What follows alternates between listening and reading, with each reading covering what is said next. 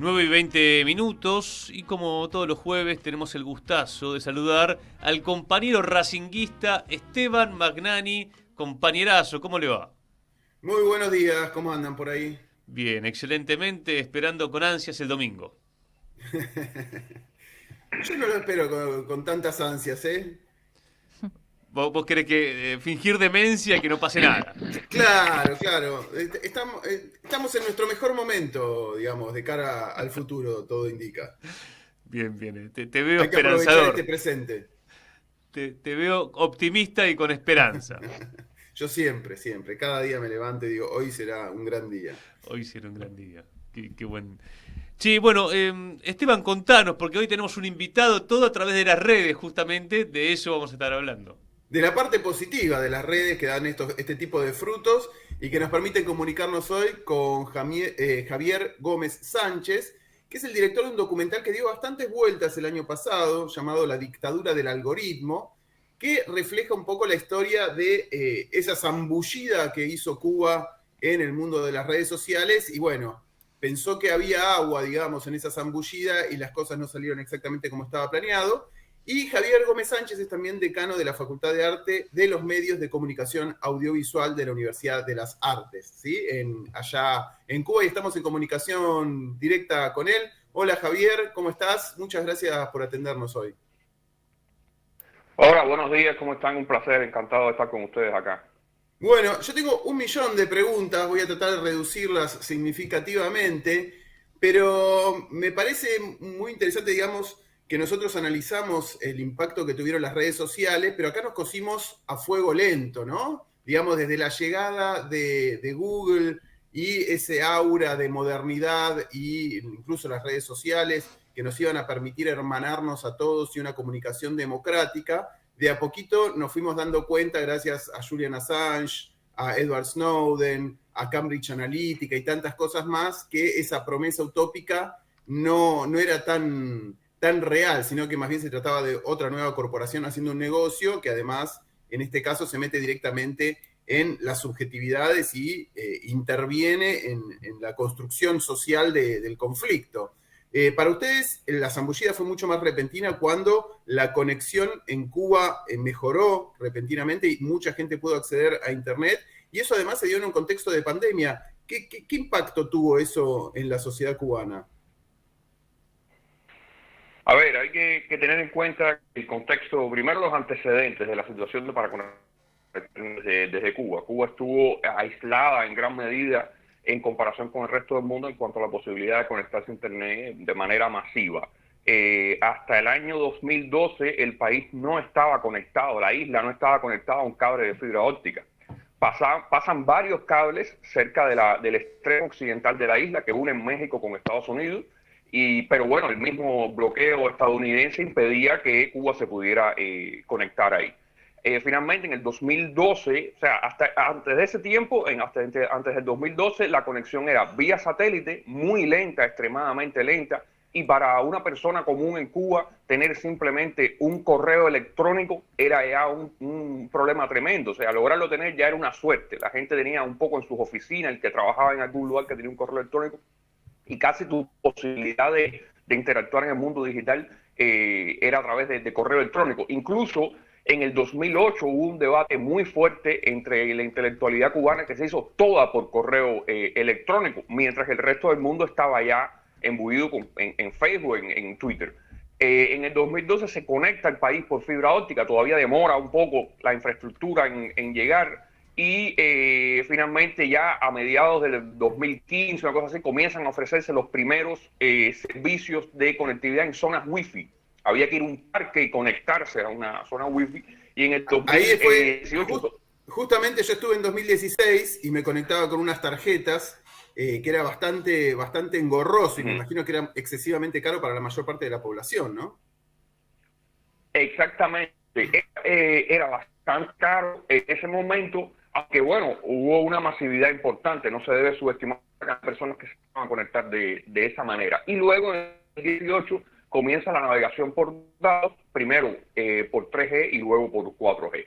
Cuando mencionas el tema de lo caro que resultaba, esto es importante porque generó una especie de tabú al referirse, para hablar de las redes sociales y hablar de Internet, porque no se quería entrar en una cuestión que tenía un matiz económico importante. Igual, los servicios se comercializaban en una moneda que era similar al dólar y los salarios eran en una moneda más de un valor más bajo, y era un tema que el gobierno prefería evitar un poco, y se fue convirtiendo en un tema tabú. Eso tuvo su repercusión después en la capacidad que el país tuvo de asumir críticamente toda la cuestión de las redes sociales, cuando ya a la altura del 2020 toda una población, estamos hablando ya, la mitad de la población adulta estaba ya metida en las redes sociales, y por supuesto esto creó un impacto. Recordemos, pensemos que es el país que más rápido, posiblemente más rápido haya entrado a la esfera digital, mientras el resto de los países tuvieron 20 años para ir entrando poco a poco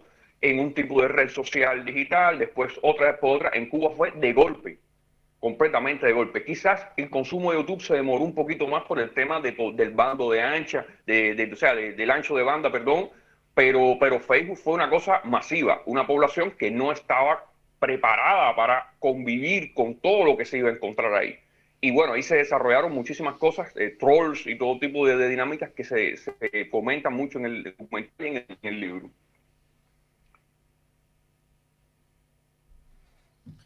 Ahí te dejamos de escuchar, Esteban. Quizá ahí es el micrófono.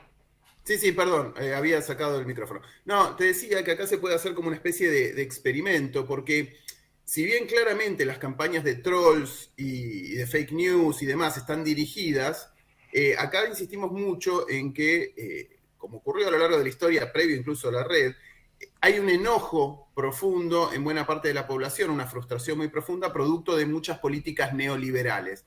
Y lo que se hace de las redes en general es encontrar las formas de canalizar esa frustración y dirigirla, ¿sí? Es decir, nosotros consideramos, digamos desde el análisis en general, es que hay un caldo de cultivo producto de la desigualdad que genera el neoliberalismo, la frustración y demás, que después se canaliza a través de las redes. Ahora, en Cuba parecería que obviamente esas políticas neoliberales no se pusieron en práctica tal como las conocemos.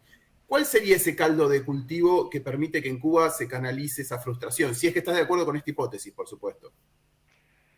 No, completamente.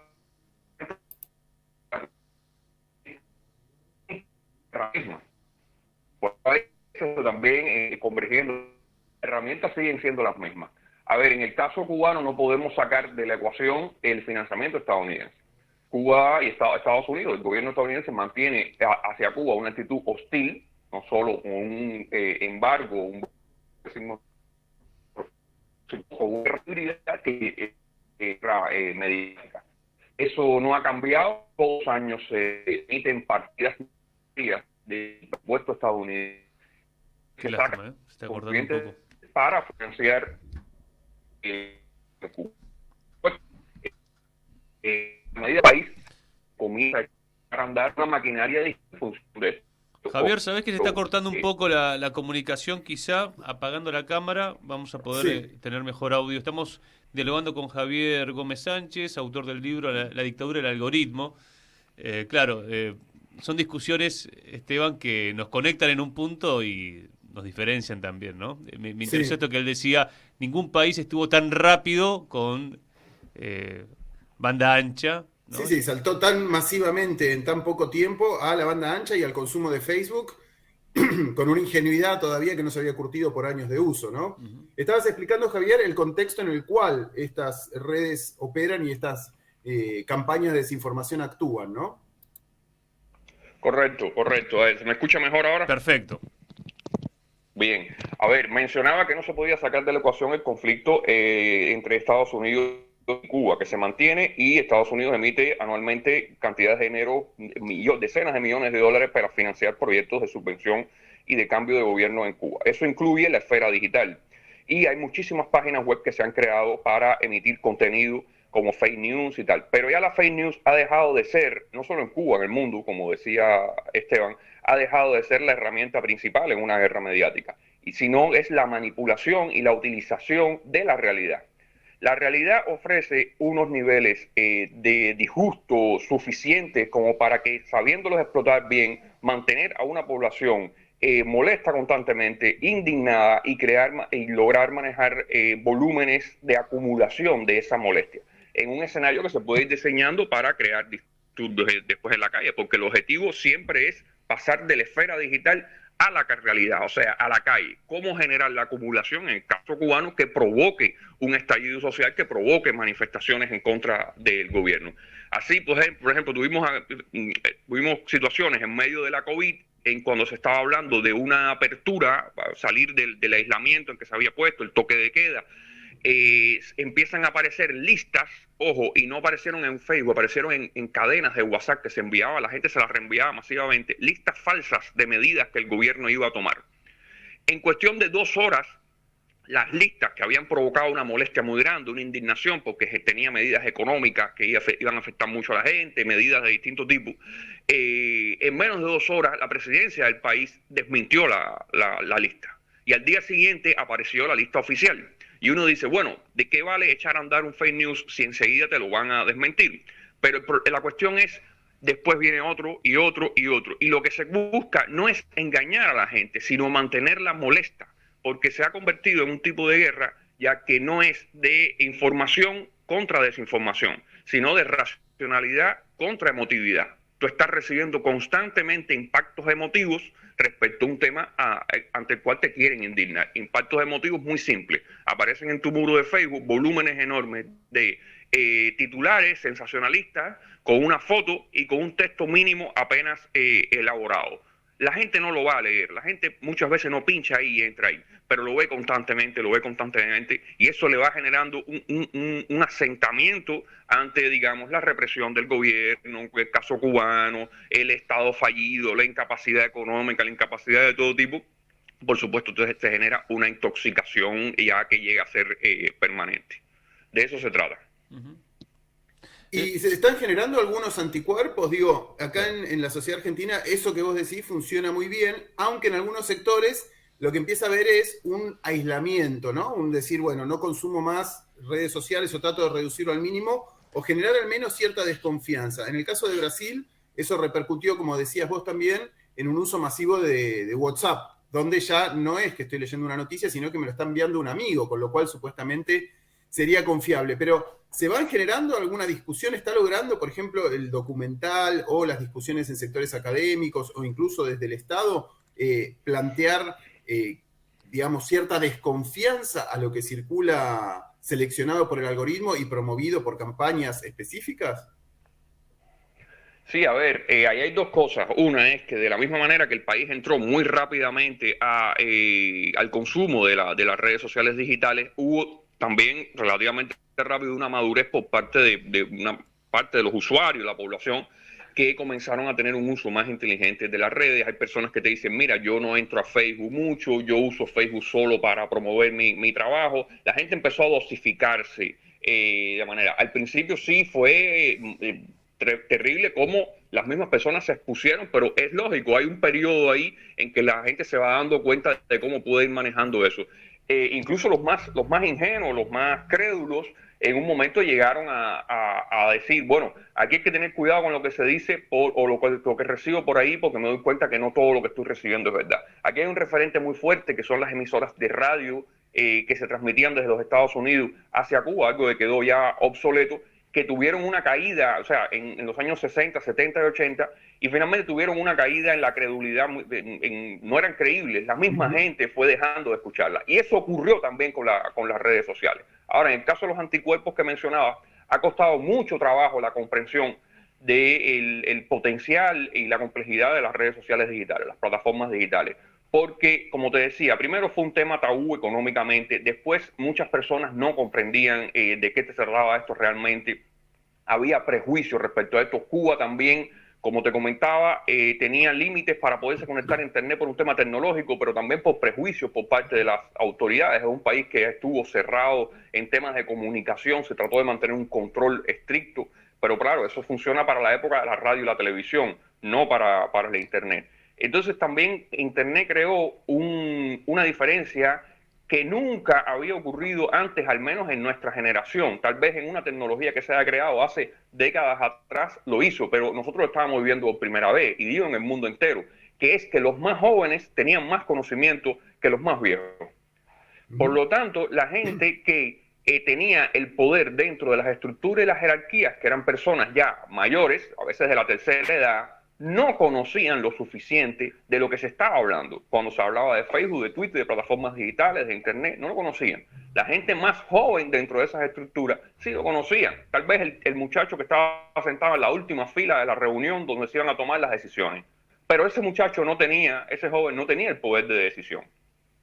Hubo cosas que ocurrieron de golpe en el caso cubano. Año 2020 fue muy complicado políticamente, también con el tema COVID, 21 también, que hicieron darse cuenta que no se podía subestimar el potencial político y desestabilizador de unas redes sociales totalmente descontroladas sin que se contrarreste ese tipo de comunicación. Entonces, de poquito a poquito se va entendiendo y se van haciendo muchas cosas. Falta mucho, el documental ha sido una herramienta, es un proyecto transmedia, también un libro, y hemos ido divulgando muchas cosas, y no es lo único que se ha hecho, se han hecho otras cosas. Creo que la sociedad cubana ha ido entendiendo también cómo enfrentarse políticamente al tema de redes y utilizarla para bien. Y sobre todo, lo más complicado ahora es que la gente se quite el complejo que le crean las redes sociales, de creer que las redes sociales son esas plataformas digitales, cuando las redes sociales en realidad es el entramado de personas que uno unifica. ¿Y cómo lo utiliza? Las redes sociales son las personas, no es la plataforma digital. Y creo que eso es lo próximo que es necesario hacer comprender. Perfecto, sí, clarísimo, ¿no? El encuentro cara a cara sigue siendo mucho más poderoso y en la medida que se pueda potenciar va a ser fundamental. Ahora, con respecto a lo que vos decías, a mí me llama la atención qué medidas se toman en el mundo para evitar esta intoxicación de campañas de desinformación, de permanente interpelación a la emocionalidad y demás. Y China es famoso por su muralla de fuego china, que lo llaman, ¿no? La mayoría de las redes sociales no funcionan si no te conectas a través de una VPN y demás. Y eso siempre se habló de que era como una medida dictatorial, una prueba de que el Partido Comunista Chino era autoritario, era una dictadura, etc. Sin embargo, recientemente pasó algo muy llamativo que ya se había planteado durante el gobierno de Trump, que es que en Estados Unidos se planteó la posibilidad de prohibir TikTok, ¿no? Por ser chino justamente, dentro del territorio estadounidense, y recientemente se prohibió en el estado de Montana, por cuestiones de seguridad nacional. ¿Esto no abre la puerta y no legitima de alguna manera en un estado que quiere reducir esa intoxicación la posibilidad de limitar o prohibir algunas redes sociales que justamente no usan algoritmos transparentes y producen mucho daño en el entramado informativo de la comunidad? Mira, tal y como se dice en el documental, es muy difícil interceptar Internet, o sea, bloquearla completamente. Bueno, tú puedes bloquear el servicio de Internet, pero no puedes hacerlo permanentemente. Ahora, puedes bloquear, a nivel de gobierno, puedes bloquear determinadas páginas. Sin embargo, la gente utiliza un VPN, eso se usa mucho en Cuba, y se accede a esa página que se quiere. Yo pienso que, por supuesto, es válido para un país bloquear determinada página, determinado contenido que tiene una intencionalidad política. Eso es parte de una soberanía, que es mucho mejor, se entiende mucho más en temas del espectro radioeléctrico, en cuanto a las emisiones de radio, de televisión. Sin embargo, en cuanto al ciberespacio, no se comprende. Hay que tener en cuenta que el ciberespacio tiene actualmente un vacío de legalidad internacional. No existen leyes internacionales para regular cómo se concibe la soberanía nacional, la gobernanza nacional en las redes sociales digitales, las plataformas digitales. Están dominadas por megacorporaciones que se comportan como si fueran estados o entes gubernamentales, casi que hay que hacerlas casi que miembros de las Naciones Unidas con el poder que tienen, y no existe ninguna legislación como sí existe, por ejemplo, para el espacio aéreo, para el espacio marítimo, para los polos, para muchos otros aspectos, espacios internacionales que sí están regulados. Esto lo que trae estuvo el escándalo de Cambridge Analytica en el 2018, que no es el único, pero es el más conocido. Varios investigadores han advertido que es muy difícil que esta mega industria del Big Data permita que haya un segundo escándalo tan grande como ese, porque los expondría mucho más.